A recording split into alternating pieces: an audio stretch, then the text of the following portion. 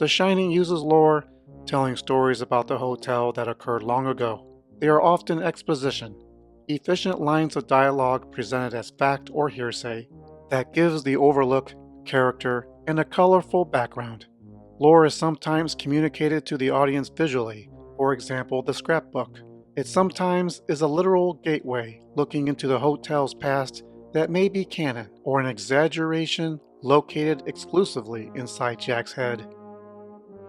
As always, the alternative theories mentioned within may cause anxiety, rage, and disbelief, but that's why you're here, I hope. If you enjoy the topic of this video, kindly consider a like, share, or subscribe, and make sure to check out other videos about The Shining on this channel. Stanley Kubrick had Stuart Ullman share some of the Overlook history first, beginning with the one about Charles Grady, hired as the caretaker 10 years earlier. He snapped and took care of his family with a sharp tool before he took care of himself with a double-barreled shotgun. At the risk of making things more confusing, or if you're a Kubrick fan, more brilliant, the butler-dressed clumsy party staff introduces himself as Delbert Grady, yet has a pretty good memory about his family. Ullman later showcases the hotel for Jack and Wendy and marvels over the Colorado Lounge. This is where Ullman says the hotel is for the jet setters, presidents, movie stars, and royalty, all the best people.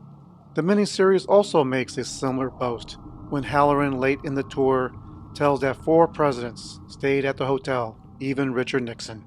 Outdoors, past a hedge maze, Ullman continues and explains the Overlook construction was finished in 1909 and located on an Indian burial ground, repelling attacks when it was being built.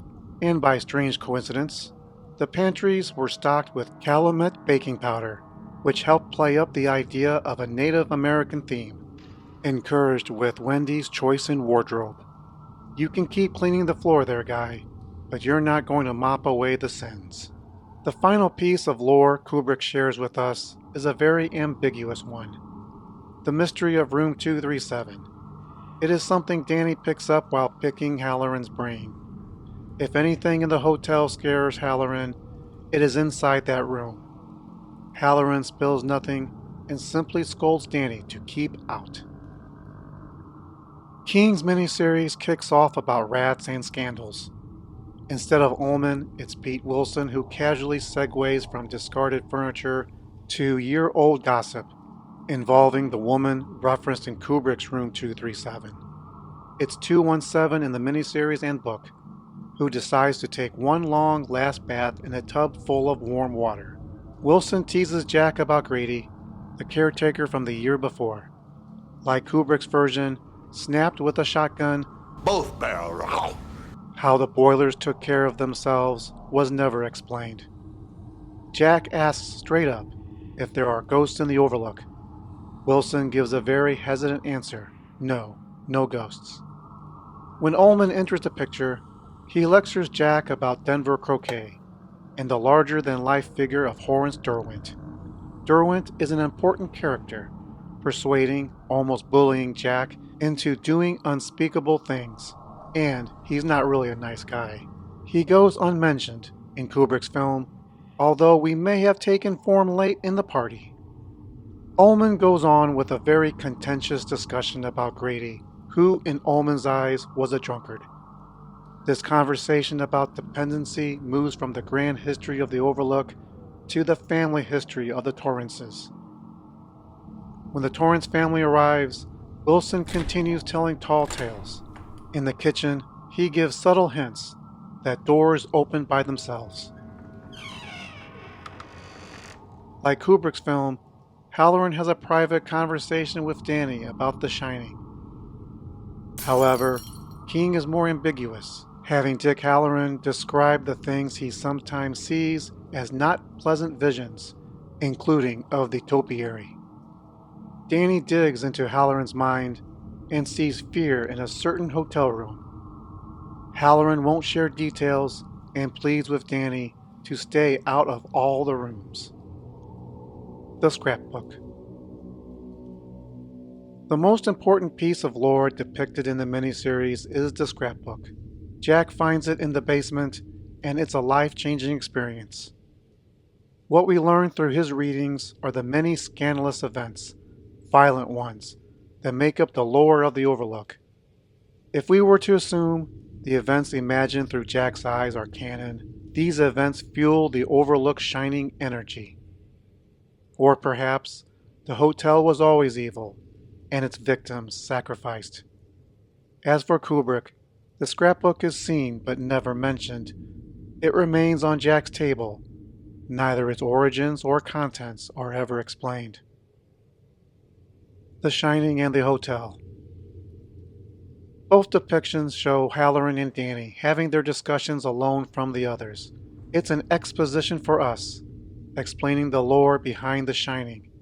With Kubrick, The Shining is presented first as telepathy, although Tony, Danny's friend who lives in his mouth, give hints of the future. Kubrick does a step further with Halloran explaining that places are like people. Some shine, some don't. But he also mentions a place can absorb events that happen within it, like spiritual karma.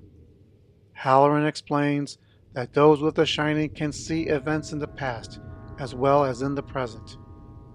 Is this a way to say the Overlook is haunted or sentient? Is the hotel full of characters, or is the hotel itself a character, projecting images, different forms of itself?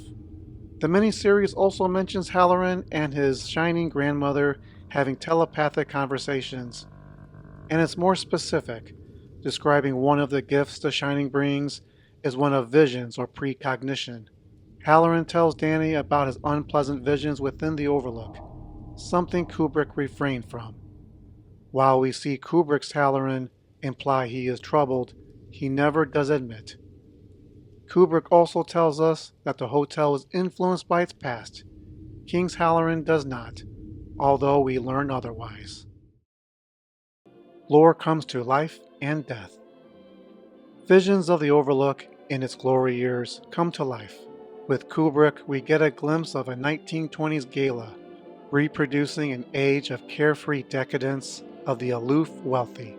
It is the only time we see Jack intermingled with festivities, other than the mysterious photograph we see in the end. It's the only period piece seen in the film. Our only example of nostalgia the audience witnesses, and it's short-lived at that. With the miniseries, we see the Overlook first inside Jack's head, with the help of the scrapbook. Newspaper clippings, images pieced together by Jack's imagination, paints the Overlook as exciting. Unlike Kubrick's efficiency, King has Jack daydream about the Overlook at least twice. So jarring, he's teleporting from the snowcat shed to the lobby, speaking with ghosts who may not have been there. Jack does make it to the party, and it's a literal costume party. Though we are having a peek into the past, it doesn't feel like it. Instead, we get ghastly images that reminds us, quite bluntly, we're seeing ghosts in costumes, not only pretending to be alive, but pretending to be dogs as well. This takes us to how the lore that came to life comes to an end. Keeping with the miniseries, Wendy begins to see the hotel come to life. More evidence of a party is dropped on her. However, she doesn't walk on the ballroom floor or sees the party herself. We, the audience, do, before all its guests realize it's closing time, gather up their jackets, and run for the exits. They didn't have to go home, but they can't stay there. With Kubrick, Wendy sees some party guests, but they're not quite themselves. Great party, isn't it? In fact, the closest thing to a party she or the audience sees is a rather strange image of skeletons kicking back and living it up. This takes us to Jack. After Wendy and Danny escape, we hear music. While the hotel is empty of the living, it's alive with the shining. We don't know if the music we hear is only for our ears or diegetic, but we do learn Jack is back at the party, or perhaps he never left. The hotel has its caretaker. Lore is history, made up of spoken words and images.